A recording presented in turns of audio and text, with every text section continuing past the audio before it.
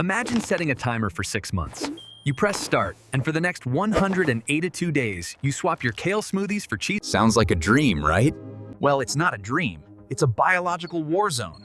Most people think eating junk food for 6 months just means you'll gain a few pounds and feel a little guilty. But what if I told you that by month 3, your brain starts to resemble the brain of an addict? We aren't just talking about a dad bod here. We are talking about a total system shutdown.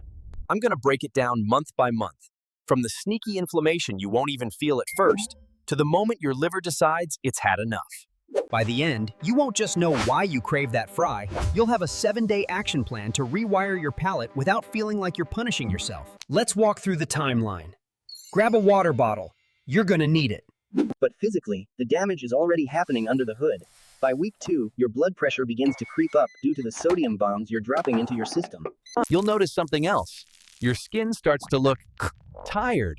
That's systemic inflammation. The advanced glycemic. Remember that energy you had in month 1? Gone. Month 2 is where the blood sugar roller coaster becomes your new reality. You eat a high-carb, high-fat meal. Your blood sugar spikes, insulin rushes in to save you, and then you crash. Hard. What happens when you crash? Your brain screams for more fuel.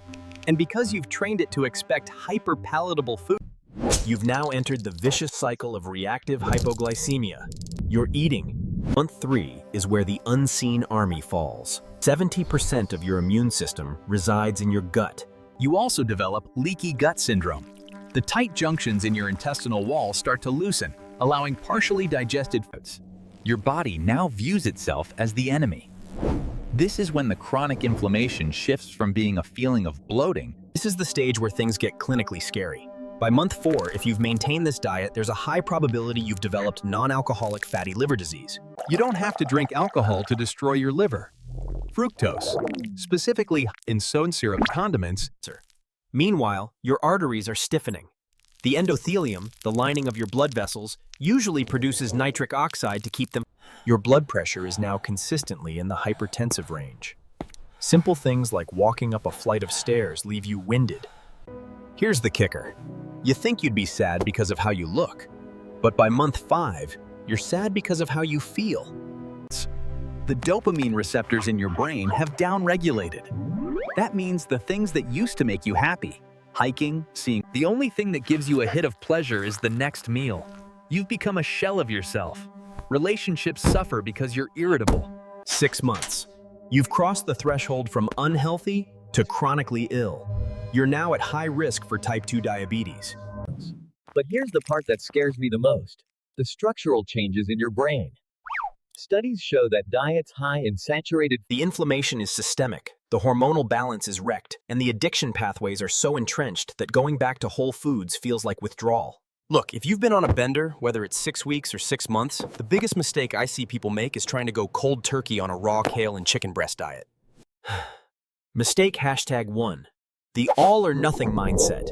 You think. Mistake #2. Ignoring the withdrawal. When you cut sugar and processed carbs, you will get the low-carb flu. Ready to climb out of the hole? Let's do this. Here is your 7-day reset. No starvation, just strategy. Day 1. Hydration assault. Junk food dehydrates you. Drink half your body weight in ounces of water. Day 2. The 20-gram rule. Every single meal must have at least 20 grams of protein. Protein stabilizes blood sugar and kills the cravings for a sugar spike. Day 3. Change your fat. Swap fried seed oils for olive oil, avocado, or nuts. This helps lower the systemic inflammation in your gut. Day 4. The 10-minute walk. Don't go to the gym yet. Just walk 10 minutes after your biggest meal. This blunts the blood sugar spike by up to 30%. Day 5. Fermented foods. Add sauerkraut, kimchi, or kefir. You need to reintroduce the good gut bacteria that you starved out. Day 6. Sleep hygiene. Turn off screens 1 hour before bed. Junk food ruins sleep architecture, and you need to force your body back into a rhythm. Day 7. The bridge meal. Find your fast food substitute. Love fries? Make air fryer potato wedges. Love 6 months is a long time to lose to bad food. But the good news is, your body is unbelievably forgiving if you give it a chance. If you want to go deeper on how to fix your gut health after a period of bad eating, I have a video right here breaking down the exact supplements that speed up the recovery process.